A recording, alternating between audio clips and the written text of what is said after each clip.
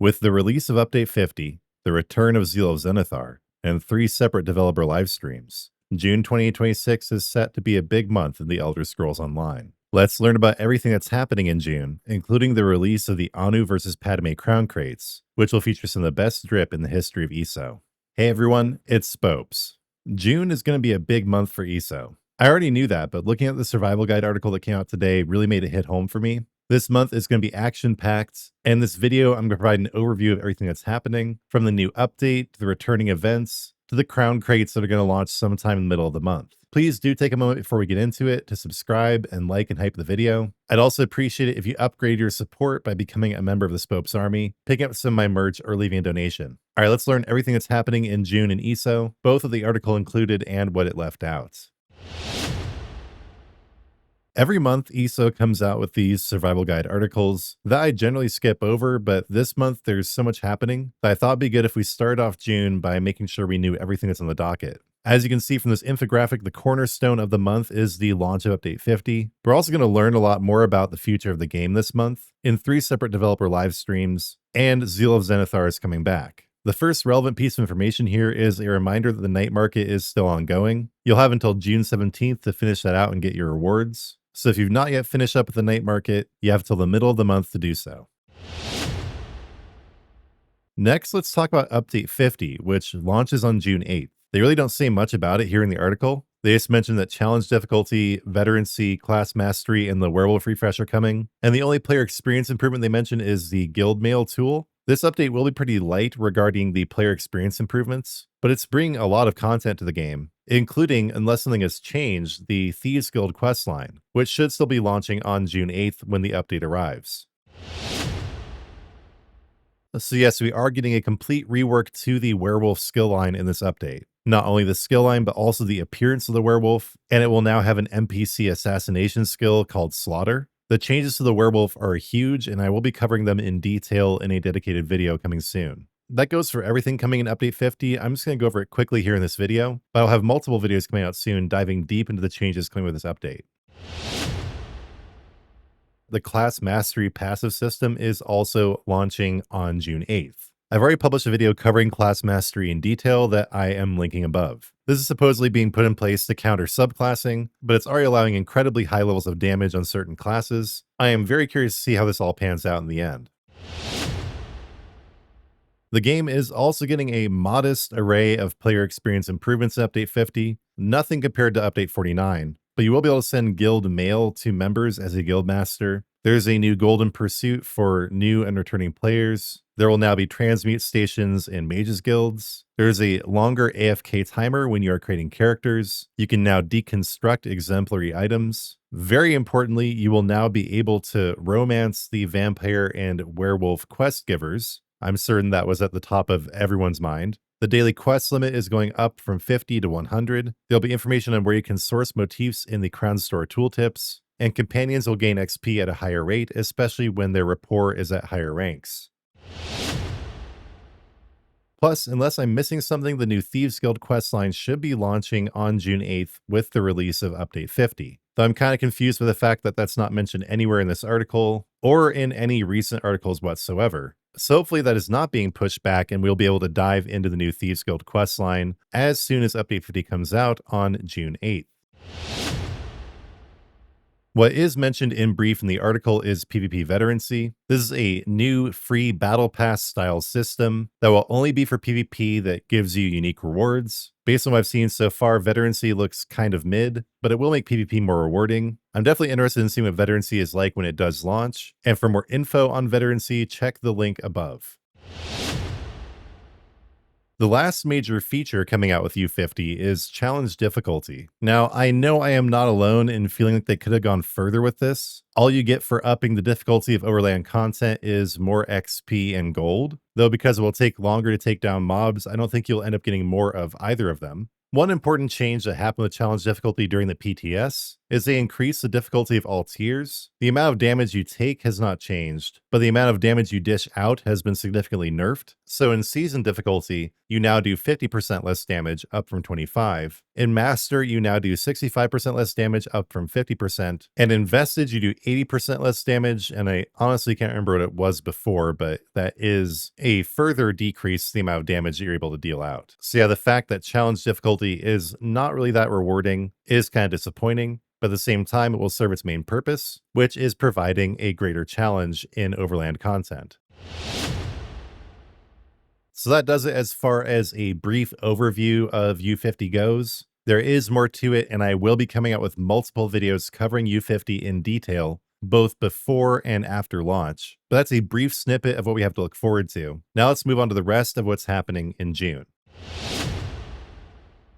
So we will be having no less than 3 separate developer live streams this month, though I guess the Xbox Games Showcase doesn't really count. This is going to be a more polished showing off of what's coming this year, essentially assuaging investors that ESO is not in fact dying, sucking up to the Microsoft execs in the hopes that the devs do not lose their jobs. So this is happening on Sunday, June 7th, which seems like a kind of weird day to do this, at 1 p.m. Eastern Time, and I will be at church, so I will not be covering this, at least not live. I will watch the recap and cover it probably on Monday, but Monday is also when U50 launches, so I'm going to be a busy guy. I'll definitely be streaming on Monday. Maybe we can all watch the showcase together at some point in that stream. I'll probably be around for quite a while, probably 3 or 4 hours that day, covering everything that's new. I'm going to start a new werewolf character, check out the Thieves Guild questline, assuming it has not been delayed, check out Veterancy, challenge difficulty, everything else. But yeah, the first stream we're getting is the games showcase on June 7th.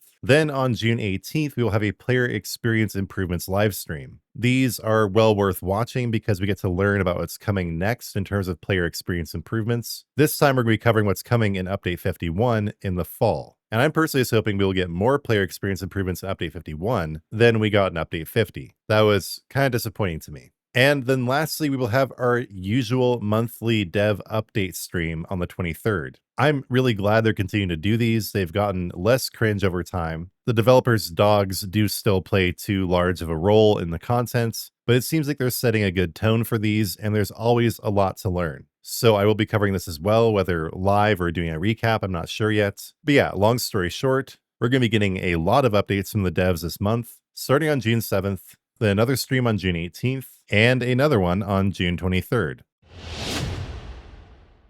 Next, let's cover something that is not mentioned here at all, something Zos always keeps close to the vest, the new Crown Crates that are coming out in June. Thanks to the hardworking folks at ESO Model Viewer, we do know these are called the Anu vs. Padomay Crates, and in my mind, they're going to feature some of the best drip in the history of the game. I cannot wait to get my hands on some of these items. For a full breakdown of these crates and their contents, check the video linked above. But there are going to be some great hairstyles, some excellent new mounts, some amazing armor styles and weapon styles, including what appear to be the first capes in the game, and also some really excellent polymorphs. So when you look at the Crown store currently, there is no countdown for the Warrior Wave crates. The current crates that are in the shop, this countdown always starts 14 days before the current crates are going to be heading out. So this tells me that we will not see the Anu versus Padomay crates before around June 12th. But new crates are released every 3 months. We know the Anu vs. Padomay crates are coming during June, and new crates always release on Thursdays, which leads me to believe that the Anu vs. Padomay crates will be coming out on either Thursday, June 18th or Thursday, June 25th. And I would definitely lean more toward the 18th. Usually crates do not release that late in the month. The 25th would definitely be pushing the trend. But yeah, I know that many of you are just as excited as me for the Anu vs. Padomay crates to come out. That will be happening this month. We just don't know the exact date yet, and Zos will not be telling us until about a week ahead of time. We can keep an eye on the crates currently in the store, though, to see when they start showing a countdown. That will tell us the exact date. Now, lastly, Zeal of Zenithar is coming back at the end of this month, from June 24th to July 8th. Zos is playing around with reducing the length and increasing the frequency of certain events, but that does not seem to be the case with Zeal of Zenithar. This is a crafting related event, and I look forward to it every year. You can get some great rewards from doing relatively simple tasks. And it looks like this year we'll be getting a new battlefield provisioner outfit style. We'll probably look something like a chef. As soon as we know more about Zeal of Zenithar 2026, I will definitely be putting a video together to inform you guys. All right, that is the main gist of what's happening in June 2026 in ESO. There are a few odds and ends, though, that I want to cover before we finish up. First, ESO is coming to the Xbox Play Anywhere library when it's added to PC Game Pass on June 2nd. I don't really follow this kind of thing, but I thought this already happened last month and it caused a lot of problems, but maybe that was an early release or something? I don't know. But Xbox players rejoice about this thing that I honestly don't understand. We're getting three-sided battlegrounds back again this month from June 10th to 17th. This time it is Chaos Ball. So I guess they're realizing that people still like three-sided battlegrounds. Hopefully this will be a permanent option sometime in the near future. Plus there is a new Golden Pursuit beginning on June 18th associated with challenge difficulty. I'm guessing you'll actually need to engage with challenge difficulty to get these rewards that include in-game currencies. So I'm assuming transmute crystals, trade bars, gold, maybe even AP, and also some crown crates. That makes it sound like it's kind of like a random sprinkling, like a chef just kind of guesstimating how much seasoning to put on a dish. Some crown crates. Is it going to be 2? Is it going to be 12? I guess we'll just have to wait and see. And also some lucky content creator is going to get to play with the ESO devs this month. It's me, guys. You guys know that Zos loves me. I'm part of the stream team. It's gonna no, it's not me. But that'll be a thing that's happening. And I'm pretty sure that is it.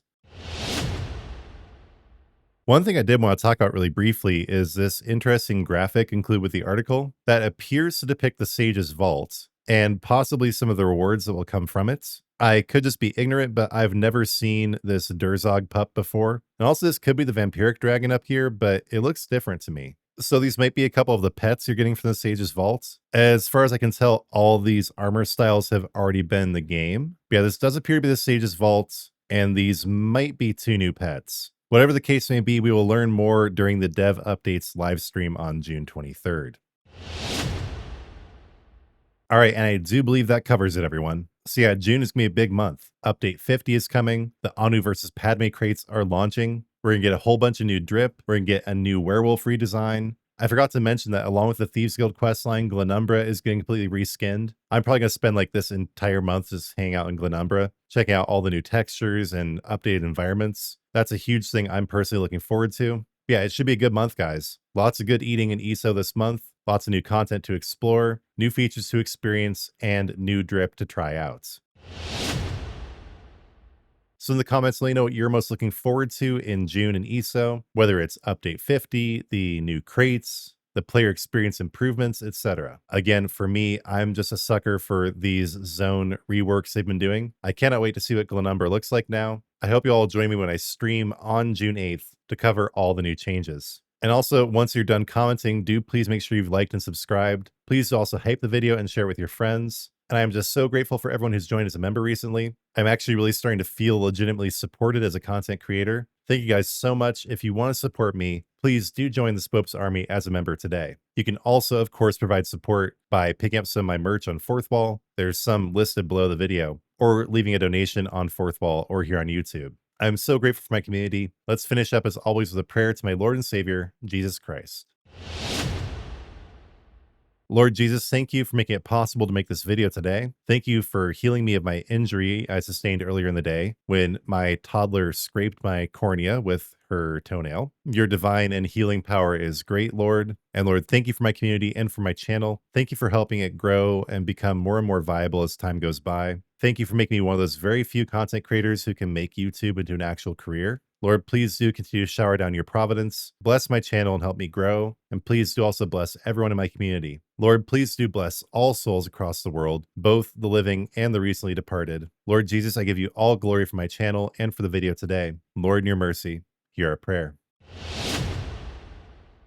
All right, everyone, thank you for sticking with me till the end. Please don't forget to comment with what you're most looking forward to in June of 2026 in ESO. And before you go, please do make sure you've subscribed. And when you do subscribe, turn on notifications, because I'll be back soon with new content.